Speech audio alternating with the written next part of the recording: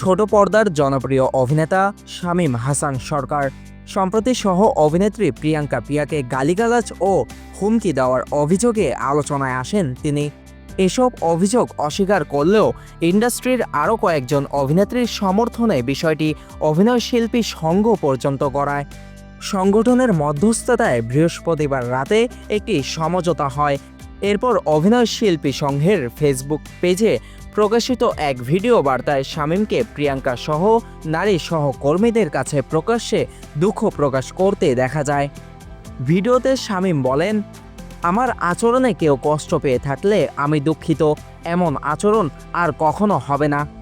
অভিনয়শিল্পী সংঘ জানায়, শামীমকে সতর্ক করা হয়েছে, ভবিষ্যতে এমন অভিযোগ প্রমাণিত হলে সংগঠনের নিয়ম অনুযায়ী সদস্যপদ বাতিল করা হবে।